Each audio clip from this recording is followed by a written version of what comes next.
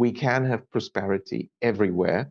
Right. We don't need to have underdevelopment. We don't even need to have a recession. It's totally unnecessary.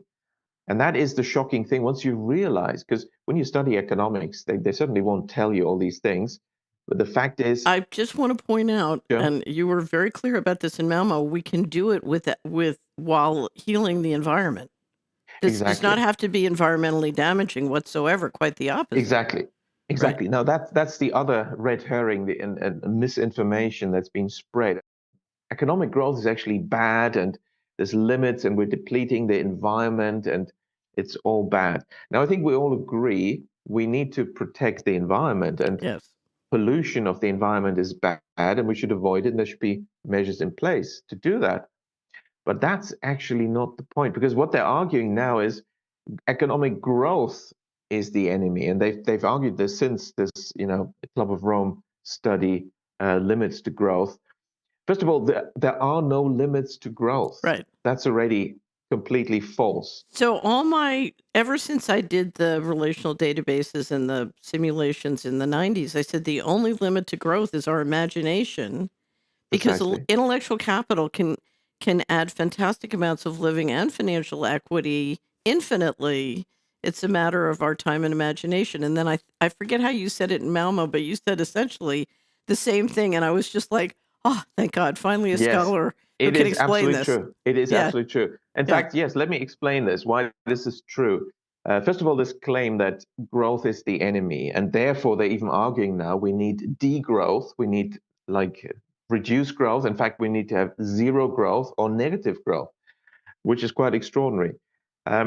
That's complete nonsense. Germany has succeeded, right? So Germany has had zero or negative growth for the last year and a half, and that's still ongoing. Okay. So they've got degrowth. Congratulations. So does this mean that there's no environmental pollution in Germany, and there's no, suddenly we don't have to worry about environmental damage? No. Canadian government is another case in point. So they have all sorts of woke and allegedly, degrowth and environmentally friendly policies, and they're clearly not in favor of growth. Yet they continue to cut down these ancient giant trees, these 2,000-year-old giants. And that's still happening. And the population the local population in Canada is demonstrating and is trying to get the government to protect them, but they're not. So you see, it's not about protecting the environment. right. And so the first point is, even at zero growth, we still have to watch out because you can still damage the environment. So it's not really growth that's the issue, it's environmental damage that we need to stop. Now, so what about growth itself, economic growth? Well, here's the other second proof why economic growth is not the enemy at all of environmental protection and environmental sustainability. Um, but it's because economic growth is just a statistical concept. That's all it is. It's nothing physical. It literally is not. GDP is nothing physical. It is a statistical concept, and a statistical concept cannot hurt the environment. The one thing that all these different schools of economic thought agree on is if you lower interest rates, you get higher growth. And if you raise interest rates, you're slowing growth.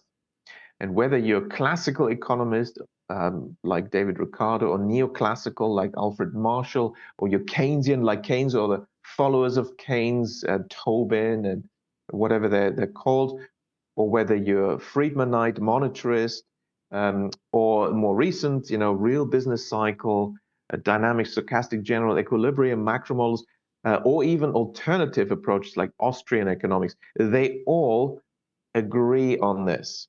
By the way, they're all equilibrium economics. They talk about equilibrium. We'll come back to that. And they all agree on this point that if we lower rates, that leads to higher growth. And if we raise rates, that slows growth. And of course, central bankers have been propagating this for the past, well, half century at least, on a daily basis. And the journalists have been, just parroting it. And because it's been repeated so much, everyone assumes, and clearly lay people quite rightly assume, well, if that's what all the experts are saying of all these different schools of thought, surely it's true. And surely there's hundreds of studies that have long demonstrated this, and it's proven, done and dusted. Well, I looked into it because I always found that when I did empirical work that it wasn't true, and the truth seemed to be the opposite. But I try to be careful, and so I said, okay, well, let's do a proper study on this. And what I found is that there's not hundreds of studies proving this. In fact, there's not a single one. There's zero studies proving this.